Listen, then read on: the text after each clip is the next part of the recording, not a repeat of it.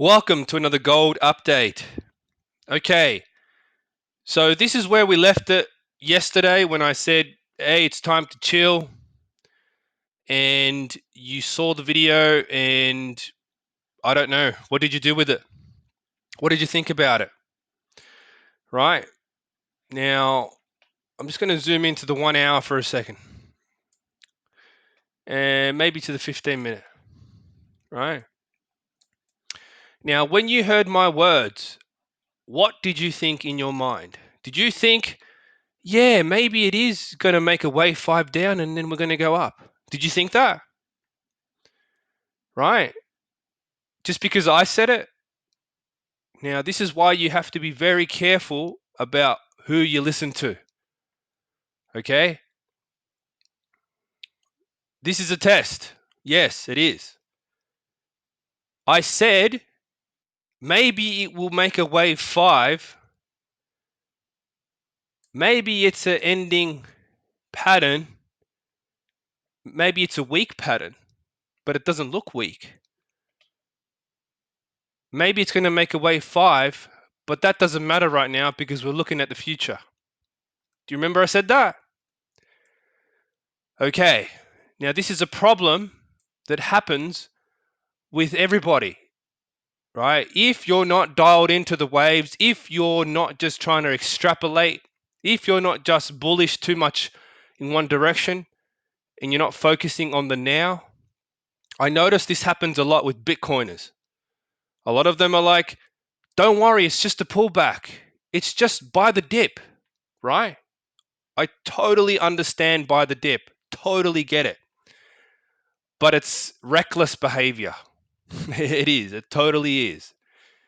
Now, when I said it doesn't matter, it does matter, right? Be careful who you listen to because it does matter. Every single wave makes a difference. Okay? You need to understand this. This is critical. Don't just dismiss something as done because it's not done. How do you know it's done? How do you know it's just a little bit more to the bottom? And do you agree with that? Do you not? How about we just take a good look at the pattern? All right, let's have a good look at this pattern. Let's try to figure it out. All right, because you can with the RES wave. It's not hard. Okay. Now I'll give you my thinking when we got into this trade in the beginning, right? Okay, because I put the idea out basically moments before it dropped. Literally, it would have been at least probably maximum. Sorry, it would have been about 5 minutes, and then it just went boom, boom, boom, right there. And then I'll just draw this out. So right before NFPs, right there, I put the idea out. And then it drops down here, right, to this area and starts consolidating. And I said, I added a comment to that idea, right? I don't know if you saw it. I'll link it below. I said NFP will likely finish this move to the downside. And what happened? During NFP, it consolidated a little bit and then went exactly to the target that I had said, right? And I know where that target is without even looking at or remembering, because I remember seeing that afterwards the price came back to that area and retested it. All right, that was actually my target around there. Have a look at the idea. I'll link it below. Right, so we got that move. Now, what made me get into that move? That's the first thing you got to ask yourself. What am I extrapolating? Yes, I was kind of, in a way, right? I basically took the length of this move here, right? And I put it right from there to here, right? Now, I think I might have made it just there just to be safe.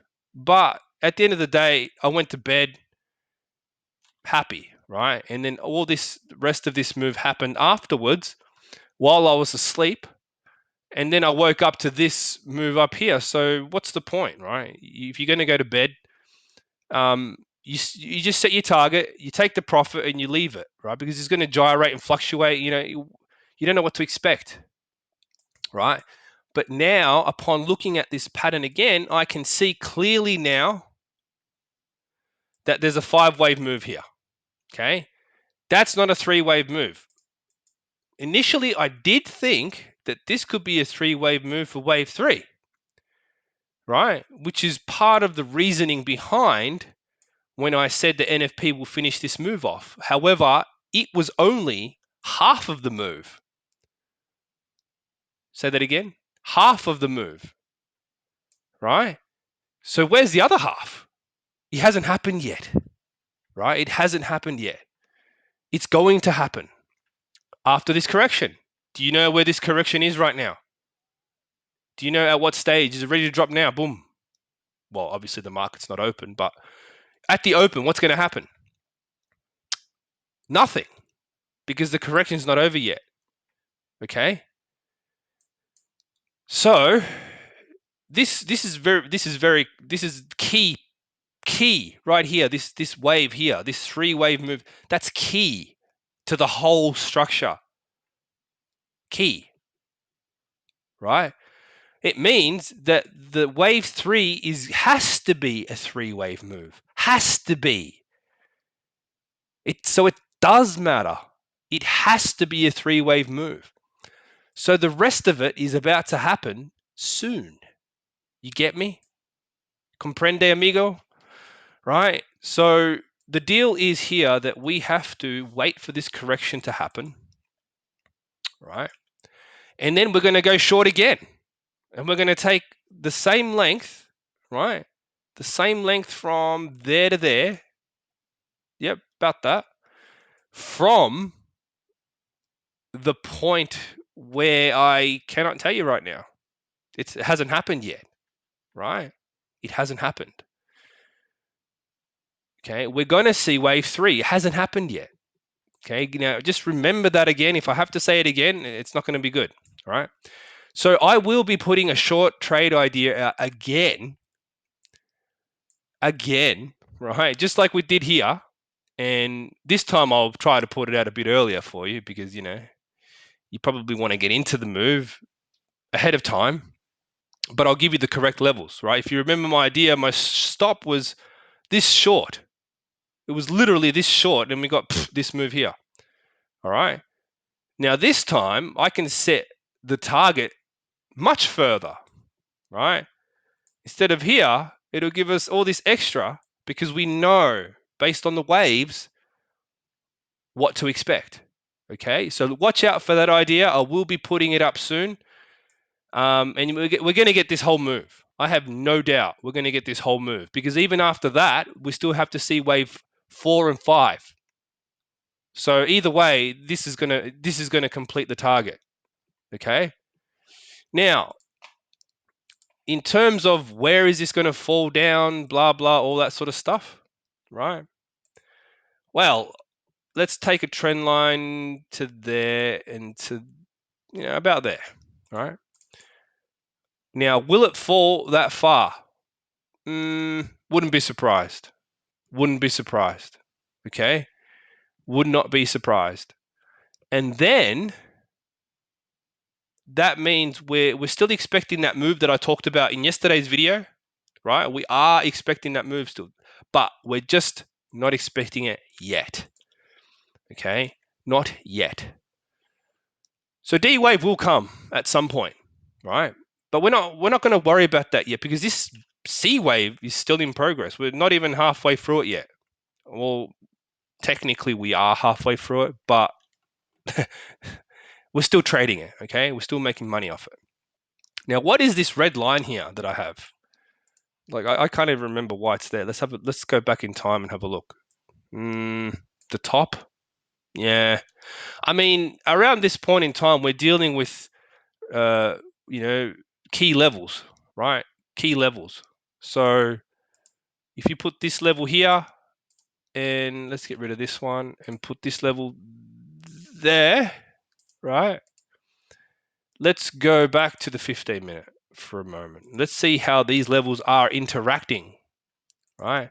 So you can see clearly that was a key level there. And then, here's a key level again. So what's the deal with that? So basically, once this thing cracks through this level, it'll probably correct in wave 4. and then make the final drop to the bottom of the channel, right? So that's why when you're going to be taking your profits, you know, you're not to worry too much, because it's going to encounter this resistance once it breaks through, and then it has to correct and make wave 5. You get me? So these type of things, they mean stuff. They're very important, right? Now I will like I said, I'll post the idea on this. It's not time yet. We've only seen so far, from what I can tell, A, B. Simple correction in there, expanded type 2 zigzag, and in here this is, just a complex zigzag. It's not a type 1 or type 2. It's just a complex zigzag, right? When you learn Arias wave, you get to understand why these things are the way they are, right? But for now, we just have to be patient, and this move will probably coincide with the Gamageddon trade that's coming, right? I'll link that below as well so you can check it out in the Dow Jones. It's going to be connected, right? Because gold and the markets are somewhat correlated, right? Because low interest rates are the inverse of gold to some extent, yes. Right, I'll link that video below as well, where I talk about the the USD against the Swiss franc, right? It's a leading indicator. Now, at this point in time, gold will follow the markets up until they top, right? And as you know, with the Dow, there is 2 major moves up, right?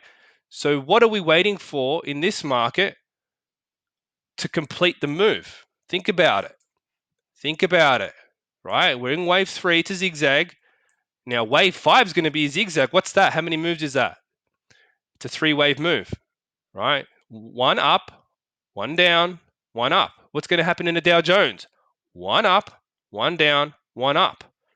And if you don't know what that means, you better check out those videos, right? So these will top at the same time. So just remember, pay attention to the current waves. Don't dismiss them as done. Don't guess. Learn the waves. Otherwise, follow me and I'll tell you what to do. But at the same time, that's not always a good idea, because you should learn for yourself how to do it, and you'll feel like a master when you do, and you will be. So hopefully you found this video interesting and informative. Thank you for watching.